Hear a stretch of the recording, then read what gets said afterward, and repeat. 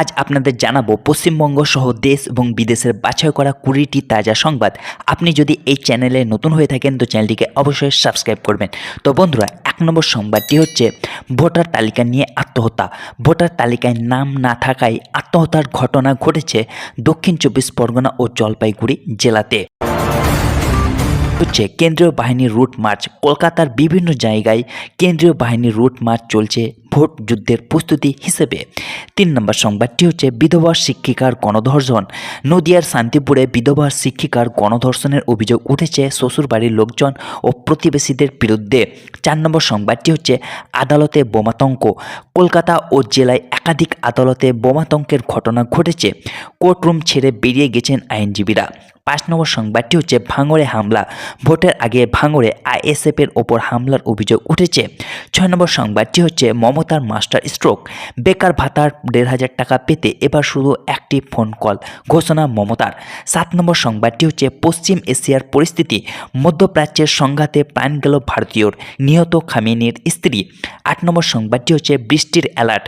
শীত যেতেই বৃষ্টির অ্যালার্ট, ভিজতে চলেছে বাংলা, জানুন আবহাওয়া দপ্তরের বড় আপডেট। 9 নম্বর সংবাদটি হচ্ছে চন্দ্রগ্রহণ। সন্ধ্যার আকাশে ব্লাড মুন, বিরল মহাজাগতিক ঘটনার সাক্ষী থাকুন আপনিও। 10 নম্বর সংবাদটি হচ্ছে সিপিএমে পালাবদল। সিপিএমে পালাবদল, ইয়েচুরের জায়গায় পার্টির সম্পাদক 70 বছরের বেবি। 11 নম্বর সংবাদটি হচ্ছে মধ্যপ্রাচ্যে অশান্তি।